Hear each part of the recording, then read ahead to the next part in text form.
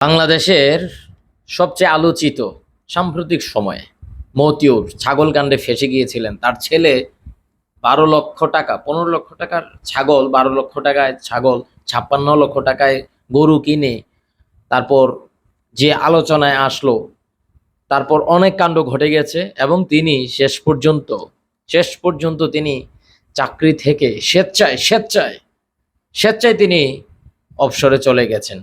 কিন্তু অবসরে যাবার পর যে পেনশন বা অন্যান্য যে সুযোগ সুবিধা সেগুলো তিনি পাবেন না, কারণ তার 25 বছর পূর্ণ হয়ে গেছে এবং তিনি স্বেচ্ছায় অবসরে যাচ্ছেন।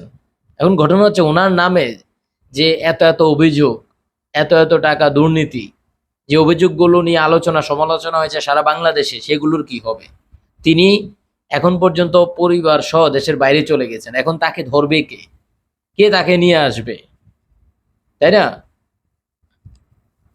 সর্বপ্রথম 2004 সালে হুন্ডির মাধ্যমে টাকা পাচার করে কোনো এক আত্মীয়ের মাধ্যমে আবার রেমিটেন্স হিসেবে দেশে এনে সেটা ফাইল আকারে জমা করেন।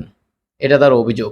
2008 সালে অবৈধভাবে সুযোগ দিয়ে অবৈধ অর্থ নিয়ে অবৈধ অর্থ তিনি নেন এবং সেটার একটা অভিযোগ ছিল। 2013-18 সালে অভিযোগ ছিল, কিন্তু প্রতিবারে তিনি বেঁচে গেছেন। কিন্তু 2024 সালে ঈদে যে ছাগল কাণ্ড, এই যে এতবার তিনি বেঁচে গেলেন, কিন্তু আল্লাহ কি করলেন? শুধুমাত্র এক ছাগল কাণ্ডে একদম তছনছ করে দিলেন মতিউরকে, এবং শেষ পর্যন্ত তিনি দেশ ছাড়তে বাধ্য হলেন। এবং এখন এটা প্রজ্ঞাপন একটা জারি হয়েছে খুব সম্ভবত, যে তিনি স্বেচ্ছায় অবসরে যাচ্ছেন। 25 বছর চাকরির 25 বছর কমপ্লিট হয়েছে। এখন তিনি অবসর ভাতা এগুলো পাবেন না, ওনার তো এগুলো দরকারই নাই। যা নেওয়ার তো উনি নিয়েই গেছেন, দেশের বাইরেই চলে গেছেন। এখন তাকে ধরবে কে? কে ধরবে?